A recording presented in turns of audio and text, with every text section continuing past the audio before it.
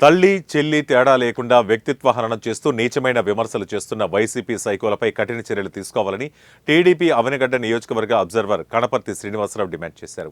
YCP social media సైకోలపై కఠిన చర్యలు తీసుకోవాలని డిమాండ్ చేస్తూ అవనిగడ్డలో శ్రీనివాసరావు ఆధ్వర్యంలో కూటమి నాయకులు భారీ ప్రదర్శన నిర్వహించి డీఎస్పీకి ఫిర్యాదు చేశారు. ఈ సందర్భంగా శ్రీనివాసరావు మాట్లాడుతూ వైసీపీ సోషల్ మీడియా సైకోలు సజ్జల భార్గవ్ రెడ్డి, వర్రా రవీందర్ రెడ్డి, శ్రీరెడ్డి, పోసాని కృష్ణమురళి, బోరుగడ్డ అనిల్, రాంగోపాల వర్మ, పంచ్ ప్రభాకర్, ఇంటూరి రవికిరణ్లపై చర్యలు తీసుకోవాలని డిమాండ్ చేశారు.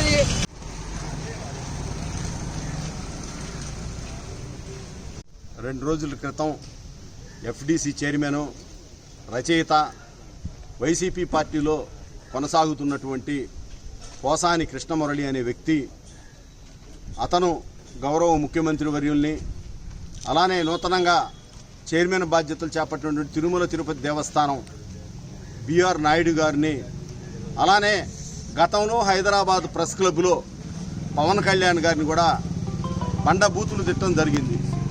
వారి కుటుంబ సభ్యులను కూడా పేర్లు పెట్టి దూషిస్తా, ఇవాళ మేము ఆ భాష వాళ్ళు వాడతారేమో కానీ మేమైతే ఇక్కడ మాట్లాడలేము, వాళ్ళు ఏమేమి మాట్లాడారో వీడియోలు అవన్నీ కూడా గౌరవ డీఎస్పీ గారికి అందజేయడం జరిగింది. అది మేము ఈ సందర్భంగా ప్రజలను ఇది కేవలం మేము ఇవాళ ఈ ప్రదర్శన కానీ లేదంటే ఈ సమస్య ప్రజల దృష్టికి ఎందుకు తేవాలనుకున్నామంటే ప్రజలను కూడా ఆలోచించమంటా ఉన్నాం.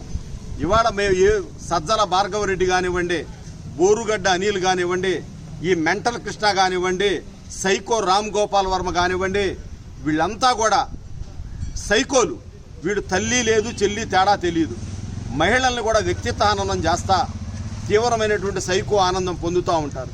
ఇవన్నీ చూసి అసలు సైకో సామ్రాట్ వీళ్ళ గురువు జగన్మోహన్ రెడ్డి ఏదైతే గతంలో సోషల్ మీడియా వేదికగా రాజకీయాలలో వ్యక్తిత్వ హననానికి పాల్పడినటువంటి పరిస్థితికి ప్రజలు 11 సీట్లతో శిక్షించినప్పటికి కూడా ఈ రోజు కూడా ఈ సైకోల్లో మార్పు రాకపోవటం చాలా దురదృష్టకరం.